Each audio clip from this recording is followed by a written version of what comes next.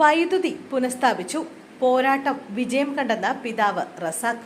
തിരുവമ്പാടിയിൽ section office ആക്രമണത്തിന് പിന്നാലെ പ്രതിയുടെ വീട്ടിലെ കണക്ഷൻ വിച്ഛേദിച്ച പ്രശ്നത്തിന് പരിഹാരമായി.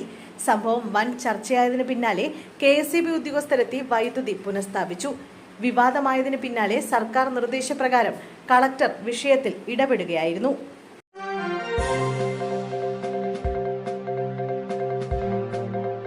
പിറന്നാൾ ആഘോഷത്തിനിടെ ട്രെയിനിന് മുകളിൽ കയറി ഷോക്കേറ്റ 17-കാരൻ മരിച്ചു. ഗുഡ്സ് ട്രെയിനിന് മുകളിൽ കയറി ഷോക്കേറ്റ് ഗുരുതരമായി പൊള്ളലേറ്റ വിദ്യാർത്ഥി മരിച്ചു. ഇടപ്പള്ളി സ്വദേശി ആന്റണി ജോസ് ആണ് മരിച്ചത്. 17 വയസ്സായിരുന്നു. ഗുരുതരമായി പൊള്ളലേറ്റ ആന്റണി ജോസ് ചികിത്സയിലിരിക്കെയായിരുന്നു മരണം. ഇന്ന് വൈകുന്നേരം 5 മണിയോടെ ഇടപ്പള്ളി റെയിൽവേ സ്റ്റേഷന് സമീപമായിരുന്നു അപകടം. സുഹൃത്തുക്കളുമായി പന്തയം വെച്ച ശേഷമാണ് ആന്റണി ജോസ് നിർത്തിയിട്ടിരുന്ന ഗുഡ്സ് ട്രെയിനിന് മുകളിൽ കയറിയത്. വലിയ അളവിൽ പ്രവഹിച്ചുകൊണ്ടിരുന്ന വൈദ്യുതി ലൈനിൽ നിന്ന് ആന്റണിക്ക് പൊള്ളലേൽക്കുകയായിരുന്നു. ഉടനെ കൊച്ചിയിലെ സ്വകാര്യ ആശുപത്രിയിൽ പ്രവേശിപ്പിച്ചെങ്കിലും മരിക്കുകയായിരുന്നു. സംഭവത്തിൽ RPF അന്വേഷണം ആരംഭിച്ചിട്ടുണ്ട്.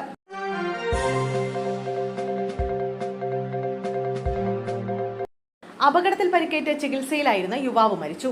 മടവൂർ പാപ്പനാംകുന്ന് തുളസി വിലാസത്തിൽ സുകുമാരൻ നായരുടെയും പരേതനായ സുജയുടെയും മകൻ നന്ദു ആണ് മരിച്ചത്. 23 വയസ്സായിരുന്നു. നിലമേൽ മാരുതി സർവീസ് കമ്പനിയിൽ ജീവനക്കാരനായിരുന്നു. ശനിയാഴ്ച രാവിലെ കൃഷ്ണൻകുന്ന് ശ്രീകൃഷ്ണ ക്ഷേത്രത്തിന് സമീപം വളവിലുണ്ടായ അപകടത്തിലാണ് പരിക്കേറ്റത്. KMS എന്ന സ്വകാര്യ ബസും സ്കൂട്ടിയും ഇടിച്ചായിരുന്നു അപകടം. സ്കൂട്ടറിൽ യാത്ര ചെയ്യുകയായിരുന്നു നന്ദു. ഉടനെ തന്നെ പാരിപ്പള്ളി മെഡിക്കൽ കോളേജ് ആശുപത്രിയിൽ എത്തിച്ചെങ്കിലും രക്ഷിക്കാനായില്ല.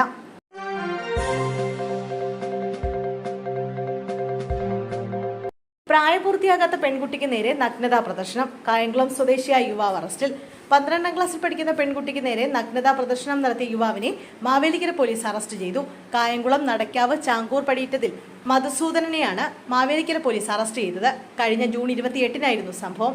വീടിന് സമീപത്തുള്ള റോഡിൽ നിൽക്കുകയായിരുന്ന പെൺകുട്ടിയുടെ അടുത്ത് ബൈക്കിലെത്തിയ പ്രതി മാവേലിക്കരയ്ക്ക് പോകാനുള്ള വഴി ചോദിക്കുകയും വഴി പറഞ്ഞുകൊടുത്ത പെൺകുട്ടിയുടെ നേരെ ഇയാൾ നഗ്നതാ പ്രദർശനം നടത്തുകയുമായിരുന്നു. കായംകുളം എരുവയിൽ ബാർബർ ഷോപ്പ് നടത്തുന്ന മധുസൂദനൻ കരിയിലക്കുളങ്ങര കനകക്കുന്ന് പോലീസ് സ്റ്റേഷൻ പരിധികളിലും സമാനമായ കുറ്റം ഇതിനു മുമ്പ് ചെയ്തിട്ടുണ്ട്.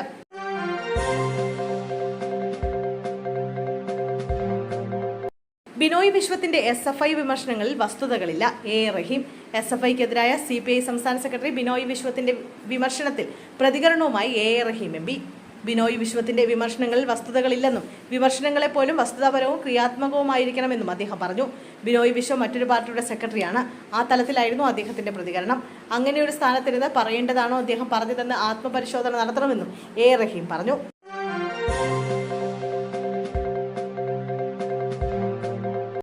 വീട്ടുകാരെ ബന്ദികളാക്കി സ്വർണവും പണവും കവർന്നു. മലയാളികൾ ഉൾപ്പെടെ 10 പേർ പിടിയിൽ. മംഗളൂരുവിൽ വീട്ടുകാരെ ബന്ദികളാക്കി സ്വർണവും പണവും കവർന്ന കേസിൽ മലയാളികൾ ഉൾപ്പെടെ 10 പേർ പിടിയിൽ. ബംഗളൂരു ഉള്ളൈബെട്ടുവിലെ കോൺട്രാക്ടറായ പത്മനാഭ കോട്ടിയോന്റെ വീട്ടിൽ മുഖംമൂടി ധരിച്ചെത്തിയായിരുന്നു മോഷണം. പത്മനാഭയെയും ഭാര്യയെയും കുട്ടികളെയും മാരകായുധങ്ങൾ കാട്ടി ബന്ദികളാക്കി 9 ലക്ഷം രൂപ വില വരുന്ന സ്വർണവും പണവുമാണ് കൊള്ളയടിച്ചത്. കഴിഞ്ഞ 21-ന് നടന്ന മോഷണത്തിൽ 7 മലയാളികളടക്കം 10 പേരാണ് പിടിയിലായത്.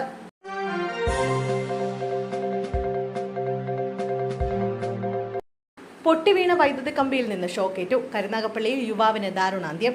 കരുനാഗപ്പള്ളിയിൽ പൊട്ടിവീണ വൈദ്യുതി കമ്പിയിൽ നിന്ന് ഷോക്കേറ്റ് യുവാവ് മരിച്ചു. കരുനാഗപ്പള്ളി ഇടക്കുളങ്ങര വൈപ്പിൽ വടക്കത്തിൽ അബ്ദുൾ സലാമാണ് മരിച്ചത്. ഇന്ന് ഉച്ചയ്ക്കായിരുന്നു സംഭവം.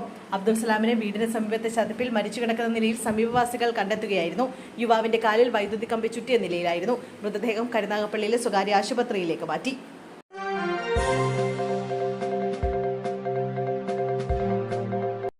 വിഴിഞ്ഞം യാഥാർത്ഥ്യത്തിലേക്ക്. അദാനി പോർട്ടിന് സർക്കാർ അടിയന്തരമായി നൽകേണ്ടത് 950 കോടി രൂപ. വിഴിഞ്ഞം പദ്ധതി യാഥാർത്ഥ്യത്തിലേക്ക് അടുക്കുമ്പോൾ കരാർ അനുസരിച്ച് അദാനി പോർട്ടിന് സർക്കാർ അടിയന്തരമായി നൽകേണ്ടത് 950 കോടി രൂപ. സർക്കാർ ഗ്യാരണ്ടിയോടെ നബാർഡിൽ നിന്ന് വിഴിഞ്ഞം തുറമുഖ നിർമ്മാണ കമ്പനി വായ്പ എടുക്കും. അന്താരാഷ്ട്ര തുറമുഖത്തിന്റെ പുലിമുട്ട് നിർമ്മിച്ചതിന് സംസ്ഥാന സർക്കാർ 3 ഗഡുക്കളായി അദാനിക്ക് നൽകേണ്ടത് 1300 കോടി രൂപയാണ്. വാണിജ്യാടിസ്ഥാനത്തിൽ തുറമുഖത്തിന് ഇതുവരെ നൽകിയത് 2ാം ഗഡുവിന്റെ പകുതി വരെ മാത്രം. ആദ്യഘട്ട കമ്മീഷനിംഗ് പൂർത്തിയാകും മുമ്പ് 1800 കോടി അദാനിക്ക് നൽകേണ്ട സംസ്ഥാന സർക്കാർ ഇതുവരെ കൊടുത്തത് 850 കോടിയാണ്. 950 കോടി കുടിശ്ശിക. റെയിൽപാത നിർമ്മാണത്തിനുള്ള 1200 കോടി രൂപ വേറെയും നൽകണമെന്നിരിക്കെ 3600 കോടിയുടെ വായ്പയ്ക്കാണ് വിഴിഞ്ഞം അന്താരാഷ്ട്ര തുറമുഖ നിർമ്മാണ കമ്പനി ശ്രമിക്കുന്നത്. ഹഡ്കോ പിന്മാറിയ സാഹചര്യത്തിലാണ് സർക്കാർ ഗ്യാരണ്ടിയോടെ നബാർഡിൽ നിന്ന് വായ്പ എടുക്കാൻ തീരുമാനം.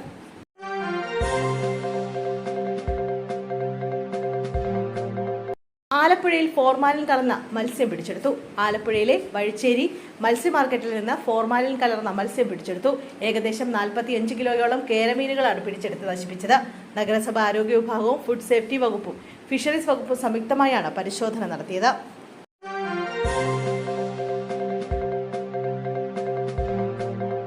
പരിപാടിക്കിടെ ശബ്ദമുണ്ടാക്കി. ഓട്ടിസം ബാധിതനായ വിദ്യാർത്ഥിയെ സർക്കാർ സ്കൂളിൽ നിന്നും പുറത്താക്കി. ഓട്ടിസം ബാധിതനായ വിദ്യാർത്ഥിയെ സർക്കാർ സ്കൂളിൽ നിന്ന് പുറത്താക്കിയതായി പരാതി. തൈക്കാട് മോഡൽ LP സ്കൂളിലെ പ്രിൻസിപ്പലിനെതിരെയാണ് പരാതി. പ്രിൻസിപ്പൽ വിദ്യാർത്ഥിയെ നിർബന്ധിച്ച് പുറത്താക്കുകയായിരുന്നു.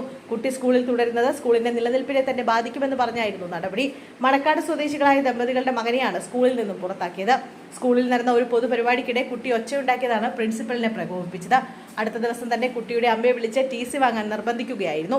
കുട്ടിയെ സ്കൂളിൽ നിന്ന് മാറ്റാൻ 3 മാസം സമയം ചോദിച്ചപ്പോൾ ഒരാഴ്ചയ്ക്കുള്ളിൽ സ്കൂളിൽ നിന്ന് മാറ്റണമെന്നാണ് പറഞ്ഞിരിക്കുന്നത്. കുട്ടി ഇവിടെ പഠിച്ചാൽ മറ്റു കുട്ടികൾ സ്കൂളിൽ വരില്ലെന്നും സ്കൂൾ അടച്ചുപൂട്ടേണ്ടി വരുമെന്നെല്ലാം പ്രധാനാധ്യാപകൻ പറഞ്ഞതായും അമ്മ പറഞ്ഞു.